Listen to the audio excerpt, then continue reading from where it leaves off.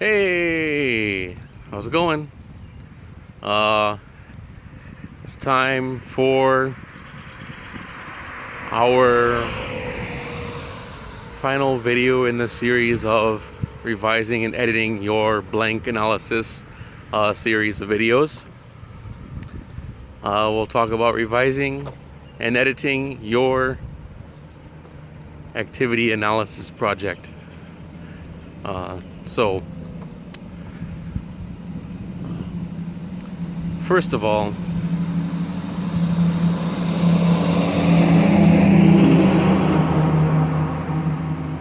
let's wait for that truck to pass by. And second of all, here's another anti-joke that I like a lot. What's red and smells like blue paint? Red paint. Because paint smells the same. Okay, alright. Oh no, I've turned into that person who explains jokes. That's just great. Anyway, alright, so revising and editing your activity analysis. What can we say about that? Well, I think, obviously, the same spiel about, revising and editing being different things. So, first, we need to think about the major order concerns. Things like, are you on topic and do you stay on topic? How in depth is your analysis? Things like that. So, the first question you need to ask is, are you doing analysis in your paper? And you might take a look at it and say, you know what, Brian, I have indeed written a report, a descriptive report that just gives facts and data about the activity system. And if you've done that, don't worry. I mean, like I keep saying, drafts are rough, and it's not until you are finished that you're finished. So you're not done before you're done. So don't beat yourself up if you're not done before you're done, because that's impossible. So perhaps you have done that. But if you have, now's the time to take a look and say, okay, what do all these facts mean? And what can I get out of that? And if you have already, gone past that point, then great. Then, now you can focus on, seeing how, cohesive your analysis is and how convincing you think it is and stuff like that. So now is the point where, take a look. What is the major claim that you've made? What's the major discovery that you've discovered about the activity system through the analysis that you've done, through examining all these interactions and the meanings of all these facts and the implication of them, and so on and so forth. What kind of claim are you making? And then ask yourself, is your claim supported by your analysis? Is it actually supported there? And so one thing you have to make sure is, are you using evidence effectively? Are you leaving out some claims without evidence? Are there some times where you just say, and this is true, and you're not giving the support for it? I'm sure that you're not intentionally doing that, and I'm sure that it's probably not often, but you just make sure that you're not doing that. It might be a case where, you have evidence there, but you haven't linked the evidence to your claim. So remember, when you use evidence, you need to link it to your claim so that readers can interpret the evidence the same way that you do. If you don't give them the interpretation, they will interpret it the way that they would do it on their own. And since you're the one, oh, my beard is blowing in the wind. You are the one writing. You're the one that has something to say. So your readers are interested to hear what you have to say. So make sure that you say it in such a way that will be effective for them. Because if you don't give the interpretation, they'll supply it on their own. and it might be the opposite, of how you interpret that evidence. So, just a moment here. I'm at the intersection. I don't want to get... Okay, I don't think that there's any cars. All right. So, make sure that, you supply that. So one way to do that is, is to kind of like, make your claim. And this is a general, formula. It's not always the best one to use, but it's usually effective. State your claim. Then, provide the evidence, and then analyze that evidence.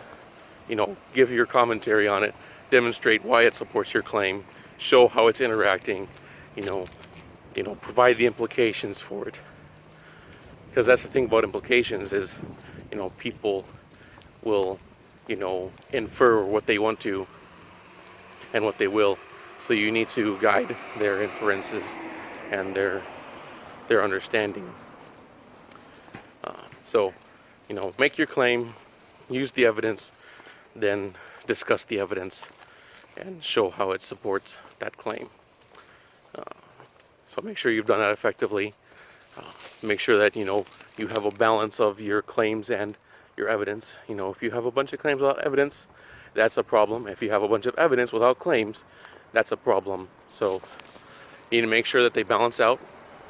So go through and say, what, I put like a sample of the, maybe a sample text message that this prayer group has,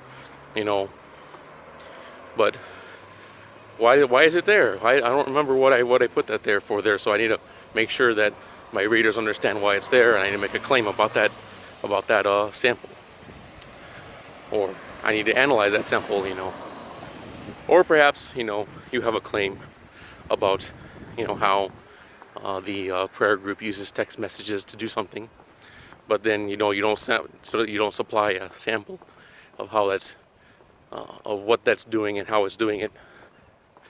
Then you need to add that. So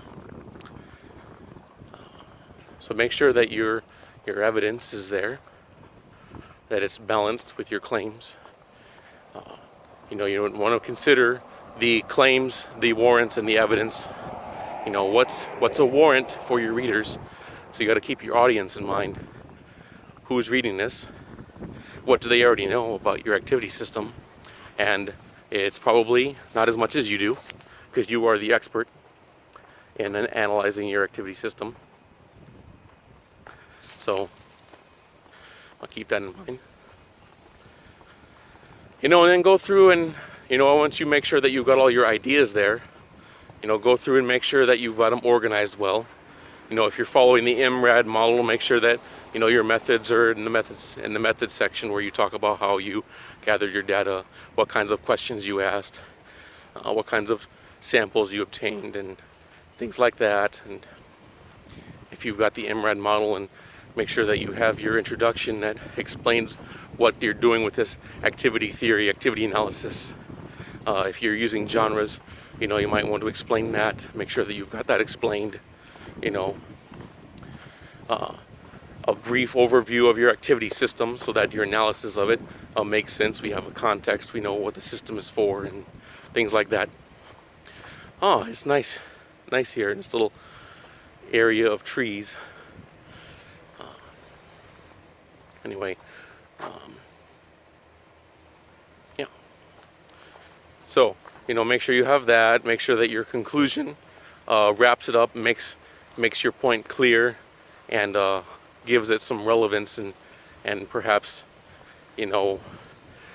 has like a kind of, the effect of all this analysis, or kind of like how this all this stuff contributes to the social function of the system of writing, of whatever your point is. Make sure you have all that there, and then make sure that your ideas flow from one to the other, because if you suddenly break from one topic and just there's a sharp edge, it's kind of jarring. So try to order your ideas in a way that leads from one to the next. So make sure that, if you are talking about, the text messages in the prayer group, and how they are using that for the more personal dynamics, then you kind of talk about it later, and in between it you mention something else, and make sure that there's a good reason for that thing that comes in between the two. Otherwise you might want to just put them together. So make sure your flow of ideas is it's a pattern that can be followed, and it's kind of hard to assess that because you wrote it, so you wrote it with your own flow of ideas, but you have to kind of pretend that you're not you and read it and say, okay, would someone else understand my flow of ideas? Is there like a leap, where I haven't supplied the bridge, so make sure you supply the bridges so that people can read it and follow along well. So if there's a place where you have to read it again because you don't see the connection there, then your readers are gonna have to read it again too, and you don't really want that as little as possible. So, and then finally, go through, and when you're ready to edit it, when you're ready to polish it up and get it finalized, as I've said before, print it out or put it on a tablet screen, read it out loud. You'd be surprised how many times simply reading something out loud, because then you're adding another sense, not just the visual sense, but you're adding the audio sense, and I'm sure there's something going on in your brain as well as terms of what you're seeing. You're seeing it in a different purpose. So then you can also kind of hear, what, I don't like the way that sounds. So definitely read it out loud. Don't skip that. Different fonts. Don't rely on spell check, things like that. Watch out for the common mistakes, the common errors. I saw one earlier today on some social media site, and I can't remember exactly what it was, but it was like kind of like, the basic format of the sentence. Maybe the topic is not the same, but the basic format was like, as an avid video gamer, my grandmother gave me a new video game, and I was really excited, and so the intention that writer meant was, I'm an avid video gamer, so my grandma gave me this game and it made me really excited. But the actual sentence construction, the way that many people might read that, is, as a video game fanatic, my grandmother, which means my grandmother is a video game fanatic, she gave me this new video game. So you want to make sure that there's no kind of like jumbled reference there.